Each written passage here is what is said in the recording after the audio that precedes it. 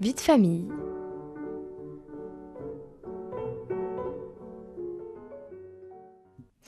À l'heure où nous cherchons à lutter contre les écrans qui envahissent nos vies, ne serait-il pas judicieux de redonner place à la lecture, de se redonner ensemble le goût de lire et de chercher à initier les publics les plus jeunes au plaisir des mots ?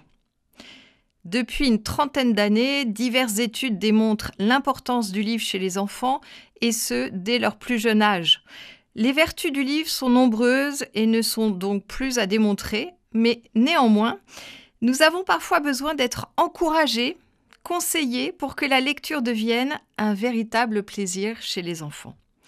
Comment aviver ce goût de lire chez les plus jeunes et comment l'entretenir, notamment face à la distraction des écrans ?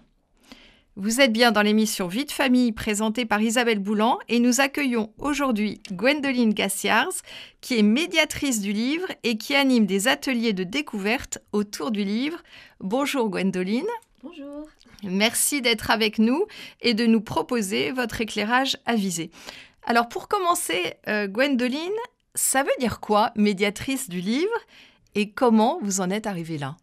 Alors, médiatrice du livre, c'est une personne qui va se mettre entre le livre et le lecteur pour créer le désir de lire, le goût de la lecture, rendre accessible le livre qui parfois est un objet qui peut paraître un petit peu élitiste.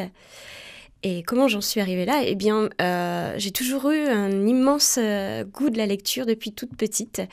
Je n'arrive pas à me souvenir de mes débuts de lectrice, mais j'ai l'impression que le livre a toujours été là.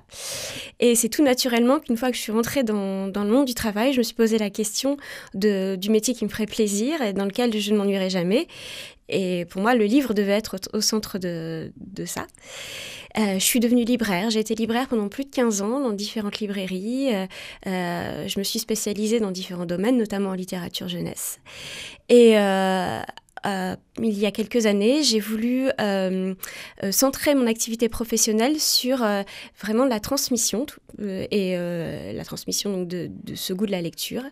Et donc, j'ai développé mon activité de médiation du livre et d'animation, d'ateliers de découverte du livre et d'écriture également. Oui, un métier presque un peu original, on pourrait dire, qui a une utilité vraiment importante. Et je voulais revenir à une chose que vous avez dite tout à l'heure. Vous disiez, quand on dit que le livre n'est pas toujours accessible, à votre avis, on en avait parlé ensemble, est-ce que c'est une question de milieu favorisé et peu favorisé uniquement ? Non, pas seulement. Effectivement, le livre, c'est un objet qui quand même n'est pas toujours accessible quand on a des préoccupations financières, mais c'est pas la seule difficulté. Il y a des maisons, des familles assez aisées où le livre n'a pas une place centrale, où il est relégué au second plan et il n'y a pas ce lien qui est fait par les parents ou même parfois par l'école entre l'enfant et le livre, et donc on ne développe pas forcément ce goût de la lecture pour des tas de raisons, pour des questions d'habitude, d'appétence des parents pour le livre, et donc c'est pas forcément une question de milieu social. Et vous disiez justement qu'il y avait une dimension affective par rapport au livre. Oui, tout à fait. Il y a vraiment un lien qui se crée autour du livre, notamment pour les parents au moment du temps de lecture du soir, qui, selon moi, est très important et peut permettre de développer le goût de la lecture et de renforcer le lien entre parents et enfants. Alors on dit que les bénéfices de la lecture ne sont plus à démontrer, mais peut-être qu'on pourrait quand même en parler de ces bénéfices de la lecture pour les enfants. Alors oui, je vais me centrer là sur les enfants et ça se développe autour de 4 axes qui sont la parole, le lien affectif dont on vient de parler, le développement de l'imaginaire et la concentration. Donc la parole, on remarque que les enfants à qui on lit énormément quand ils sont tout petits, enfin on lit même pas énormément, on lit régulièrement quand ils sont petits, à qui on met à disposition des livres, ont un vocabulaire beaucoup plus développé, beaucoup plus riche. Ça, c'est le premier point. Je voulais juste revenir là-dessus parce qu'au début, l'enfant à qui l'on raconte des histoires, il comprend pas forcément tous les mots. Tout à fait. On n'est pas obligé d'expliquer tous les mots. C'est vraiment la question du bain de langage, comme quand on apprend une langue étrangère. Quand on est plongé dans un bain de mots, et ça a été prouvé aussi scientifiquement, c'est comme ça qu'on apprend le mieux. Donc, lire un livre où l'enfant ne comprendra pas forcément tous les mots, ce n'est pas un souci. Au contraire, ça va permettre d'apprendre du vocabulaire par intuition. Par déduction par aussi. déduction, tout à fait. Ouais. Par rapport à la syntaxe de la phrase, même s'ils ne savent pas ce que c'est exactement une phrase. Exactement, exactement. Ouais, d'accord. Donc ça, c'est le premier axe, développer le langage, enfin le vocabulaire, le langage. Ouais. Ensuite, il y a tout ce qui tourne autour du développement de l'imaginaire. Effectivement, quand on va lire des albums, des contes, même de la poésie, l'enfant va se créer des images mentales et on note que les enfants qui ont une familiarité avec le livre et les récits sont des enfants qui vont construire dans leur jeu un imaginaire beaucoup plus développé également. Ouais, ça aide à la créativité, aux images mentales, à tout ce monde imaginaire que l'enfant peut développer effectivement. Et puis vous disiez qu'il y avait 2 autres axes, c'est ça ? Oui, tout à fait. Alors la question de la concentration. Vous parliez des écrans et juste titre, les écrans ont tendance à absorber notre concentration, et notamment chez les enfants. Et prendre l'habitude de s'accrocher à un récit d'un point de vue auditif ou visuel permet de développer sa concentration. Alors chez les petits, c'est pas toujours facile. Quand on amorce un récit chez les enfants, on va dire d'âge prématernel, 0 à 3 ans, on les voit souvent lorsqu'on leur raconte une histoire. Ne pas forcément avoir l'air attentif, se décaler sur d'autres activités, mais c'est normal, il faut laisser faire. Et puis la concentration vient avec l'habitude de la lecture. Moi, j'ai des images qui me viennent en tête de l'enfant qui se lève alors qu'on lui lit une histoire, etc., ou qui commence à jouer à côté. Ça ne veut pas dire qu'il n'écoute pas. Non, tout à fait. Il écoute. C'est une écoute un peu flottante, mais l'écoute est là. Et après, c'est une question d'habitude. Plus on va lire à l'enfant, sans le contraindre dans ses activités, si, par exemple, il s'interrompt pour se lever, comme vous le disiez, plus il va prendre l'habitude d'écouter et de prêter attention au récit. Oui. Et vous parliez d'un 4e axe, c'est ça ? Tout à fait, qui est l'axe affectif, dont on a un petit peu parlé avant. Passer du temps avec un enfant autour d'un récit, d'une lecture, ça permet de développer aussi un lien d'affectivité, que ce soit dans le cadre familial ou alors à l'extérieur. Je pense à l'école, aux crèches, aux assistantes maternelles. C'est vraiment quelque chose qui est aussi remarquable, la façon dont l'enfant va développer le lien avec la personne qui lui lit l'histoire. Oui. Et justement, à partir de quel âge est-ce qu'on peut commencer à lire aux enfants ? Alors, je dirais à partir de la grossesse. Dès le début, à partir du moment où le bébé dans le ventre de la maman perçoit les sons, c'est-à-dire à partir du 5e mois de grossesse, on peut commencer à lire des histoires, de la poésie. À partir du moment où on peut parler à son bébé, on peut lire des histoires, lire de la poésie, des textes qui nous plaisent, pas forcément... ce qui est important, en fait, c'est que l'enfant ressente que nous, on apprécie de faire la lecture. Et à partir de ce moment-là, ça va vraiment contribuer à lui donner le goût de la lecture, des mots. Et, le goût des mots, oui. Et la prosodie aussi, le rythme qui va avec le fait de lire à voix haute. Après, à partir de la naissance, continuer à lire toutes sortes de textes, la poésie aussi toujours chez les tout-petits. Il y a des éditeurs qui ont publié des ouvrages de lecture destinés vraiment aux nouveau-nés, avec des textes de poésie, des haïkus, des textes plus longs. Et ça rencontre un grand succès. C'est vrai qu'on n'y pense pas forcément à lire de la poésie aux petits. Et pourtant, on leur chante des chansons. Et la poésie, qu'est-ce que c'est sinon une chanson sans la musique ? La seule musique, c'est la musique de la voix. Donc, oui, ça, c'est quelque chose qu'on pourrait justement... Il faudrait y penser un peu plus. Oui. C'est cette poésie qu'on peut transmettre dès le plus jeune âge. Et vous disiez... Non, on n'en a pas encore parlé, mais jusqu'à quand est-ce qu'on peut lire aux enfants? Alors, leur faire la lecture à voix haute, sans limite. Et ce n'est pas moi qui le dis. Je pense à Daniel Pénac dans son ouvrage Comme un roman. Et il raconte comme il prenait le temps de lire à ses élèves lycéens parfois à voix haute pour créer une amorce de désir de lecture sur un roman à étudier en classe. Et ça fonctionnait dans la plupart des cas. Et la façon dont il raconte, en plus, donne vraiment envie de tenter l'expérience. Et effectivement, le fait de l'avoir testé avec des enfants et des adolescents de tout âge montre que ça fonctionne. Et ça fonctionne aussi avec les ados. Avec les ados, tout à fait. Et pourtant, on s'imagine que ça ne va pas les intéresser, que c'est pas du tout... Ils vont se dire, non, on est beaucoup trop grand pour ça. Non, c'est faux, ça fonctionne. C'est vrai qu'on a une appréhension, en fait. On se dit, on ne va pas lui lire quand même un livre à voix haute comme ça. Ce qui compte, en fait, c'est vraiment de créer les bonnes conditions pour que ça se passe bien et avoir l'attention de l'adolescent. Un peu comme pour les enfants, d'ailleurs. Ça ne va pas être les mêmes conditions. Mais vraiment, si on aménage ce temps, qu'on crée les conditions optimales, c'est possible. Justement, on va parler de ces conditions optimales juste après notre pause musicale. Est-ce que vous pourriez nous présenter le morceau que vous avez choisi, Gwendoline? Alors, j'ai choisi The Book Lovers de The Divine Comedy parce qu'on y parle de littérature et d'auteurs. Et je crois littérature américaine, européenne. Tous les grands classiques de la littérature mondiale. This book deals with epiphenomenalism, which has to do with consciousness as a mere accessory of physiological processes whose presence or absence makes no difference. Whatever are you doing? Aphra Behn, Cervantes, Daniel Defoe, Samuel Richardson, Henry Fielding,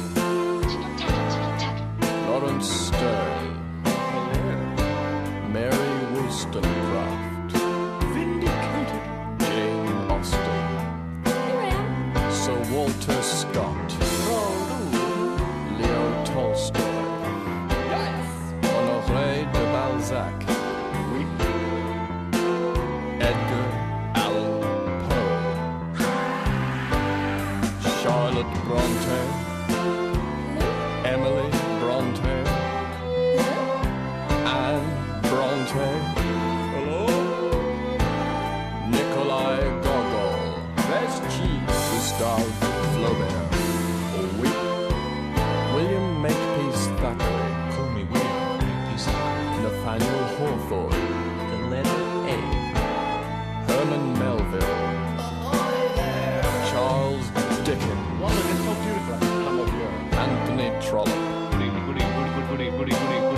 Fyodor Dostoevsky, Mark Twain, George Eliot, Emile Zola, Henry James, Howard is Wharton, Thomas Hardy, Joseph Conrad, Catherine Mansfield, Edith Wharton, Hello, Mr. James. D.H. Lawrence, Never heard of it. E.M. Forster. Never heard of it. Happy the man, and happy he alone, who in all honesty can call today his own. He who has life and strength enough to say, yesterday's dead and gone, I want to live today. James Joyce.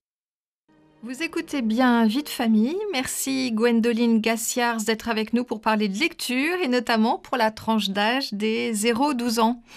Alors tout à l'heure, on parlait des moments qui sont propices pour lire à un enfant. Est-ce que vous pourriez nous en dire plus là-dessus? Alors, en fait, il y a pas vraiment de moment particulier.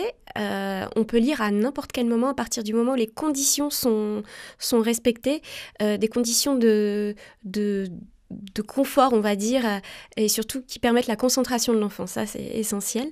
Donc, ça peut être à tout moment de la journée. C'est vrai que l'histoire du soir, c'est un rituel facile à mettre en place parce qu'on est souvent auprès de ses enfants. C'est pas toujours le cas, mais on est souvent auprès de ses enfants à ce moment-là. On est souvent disponible. Donc, ça peut être un temps idéal et qui permet aussi d'amorcer le coucher de façon agréable, toujours dans cette dimension affective dont on parlait tout à l'heure. La durée du temps de lecture pour les tout-petits, il faut respecter aussi leur temps de concentration. Je pense par exemple qu'à 2 ans, il ne faut pas excéder 10 minutes de lecture, parce qu'après, la plupart des enfants s'échappent du point de vue de la concentration. Oui, 2 ans, 10 minutes de lecture. Oui, vraiment maximum. Bon, après, il y a des enfants qui vont demander des temps plus longs parce qu'ils sont habitués, mais il faut respecter aussi leur capacité à se fixer sur ce qu'on va leur lire. Et surtout, ce qui est essentiel, c'est soi-même d'être disponible pour ça. Et c'est pas toujours le cas et c'est normal. C'est la grande question, ça. Voilà. En tant qu'adulte, on a des impératifs, on est parfois très fatigué de notre journée de travail, on a parfois des soucis, et ça, les enfants peuvent l'entendre. Si on met en place un rituel de lecture tous les soirs, ils ont l'habitude, ils s'attendent à ce qu'on leur lise une histoire, et si on n'est pas tout à fait disponible, on peut tout à fait leur dire, et ils l'entendent, que ce soir, on va lire, mais on va lire quelques pages seulement, on va lire un petit peu moins longtemps que d'habitude, demain, on lira plus longuement, on finira l'histoire, on va lire seulement la moitié parce que je suis très fatiguée, parce que j'ai des choses à faire. Ça, les enfants l'entendent. À partir du moment où on tient son engagement par la suite, voilà. Mais c'est vrai que c'est bien de maintenir une habitude de lire tous les soirs, tous les jours, à un moment ou à un autre. Et l'aspect rituel est important pour les enfants et crée aussi cette habitude et ce désir de lire et d'écouter une histoire. Et moi, je retiens aussi les parents fatigués et qui disent on va quand même lire, mais un peu moins. Et je te promets, ça continuera tous les soirs. Peut-être que demain, on aura un peu plus le temps de lire. Ça, c'est une bonne chose. Vous parliez d'un cocon de lecture, c'est ça ? Oui, j'aime bien utiliser cette expression. C'est un cocon qu'on peut créer physiquement.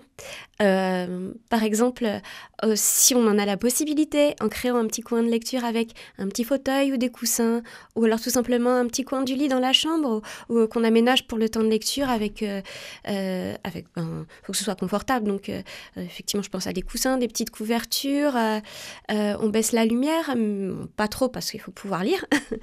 Moi, j'aime bien chanter une petite chanson au début ou à la fin des temps de lecture avec les tout-petits, comme une sorte de générique, entre guillemets, qui va marquer le début du temps de lecture et la fin. Comme ça aussi, ça figure le moment où on s'arrête de lire. Et puis, il n'y a pas encore une histoire, parce que c'est bien aussi qu'on demande une histoire supplémentaire, mais au bout d'un moment, on s'arrête. On est humain, on n'est pas disponible pour lire pendant des heures non plus.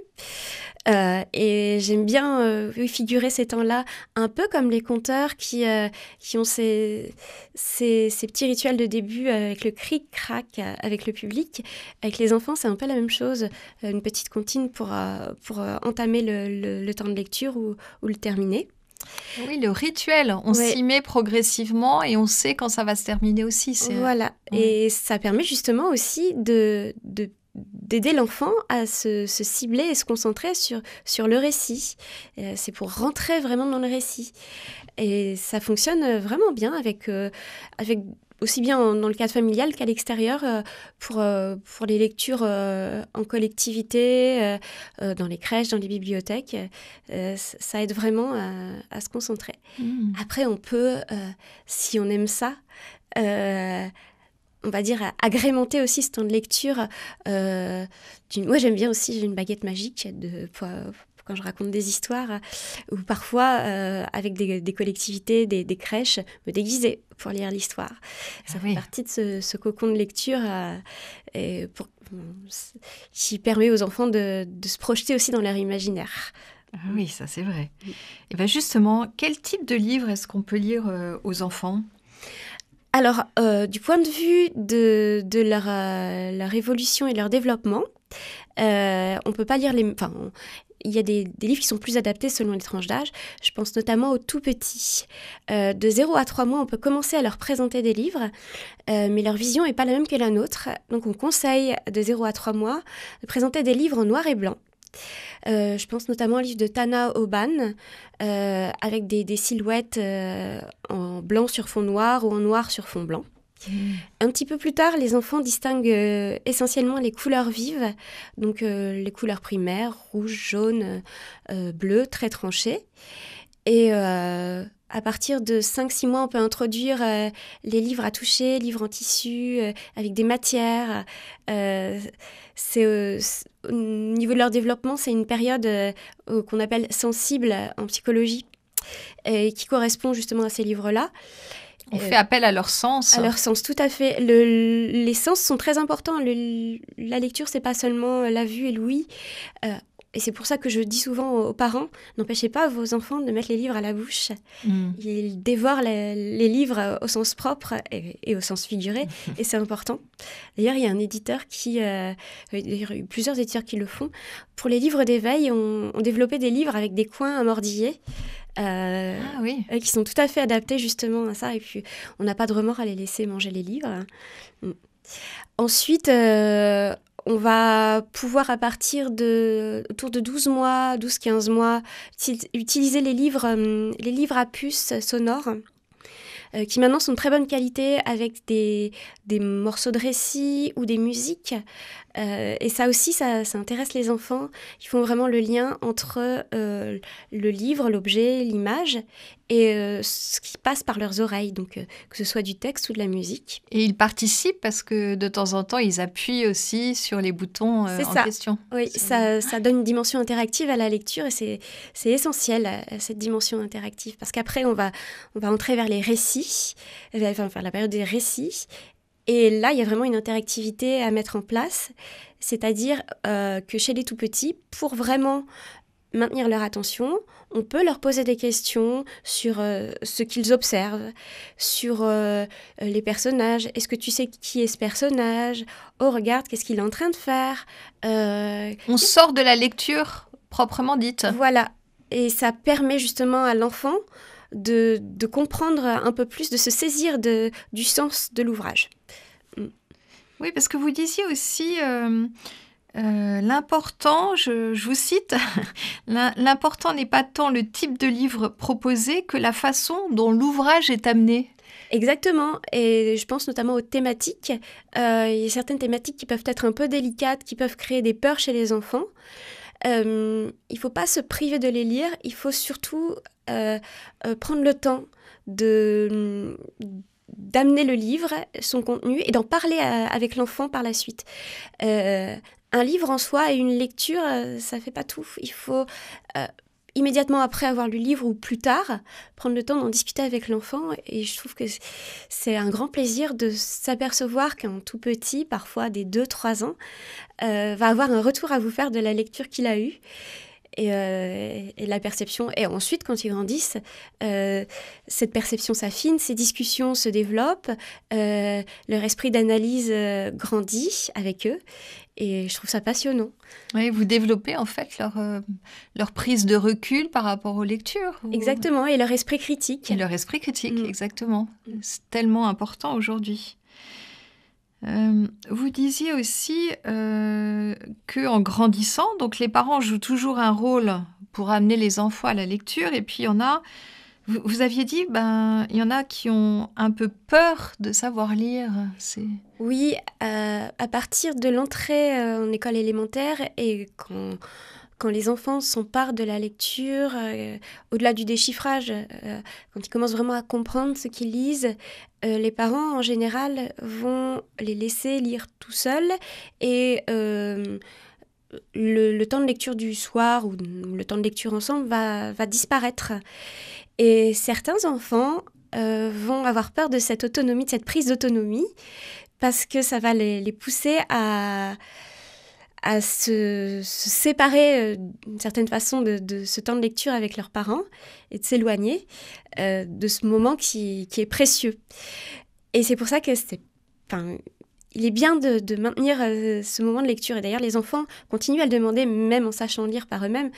Tu me lis une histoire, maman, tu me lis une histoire, papa, on prend un livre ensemble. Et peut-être, si le temps de lecture du soir, à ce moment-là, ne convient plus aux parents, on peut imaginer d'autres moments, en début d'après-midi, après le repas, pour lire ensemble, se faire la lecture à voix haute, mutuellement, puisque l'enfant sait lire. Et continuer à entretenir ce moment de complicité, puisqu'il y a de ça, il y a vraiment de la complicité.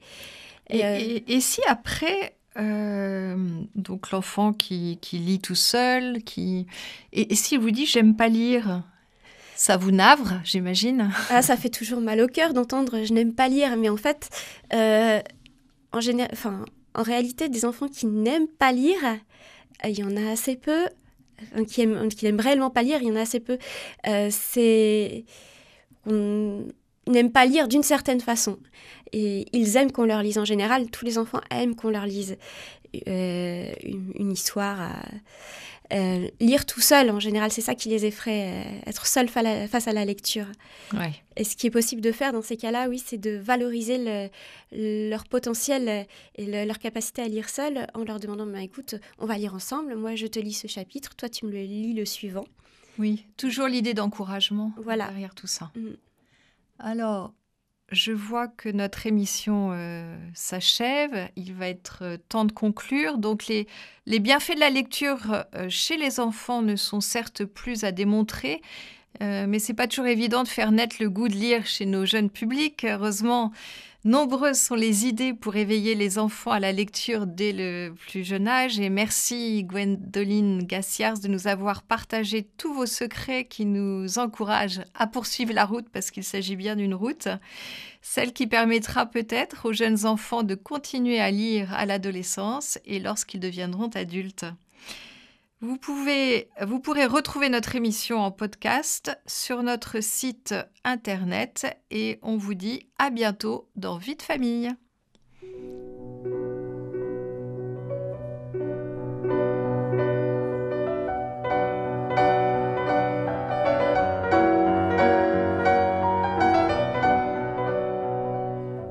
C'était Vie de famille.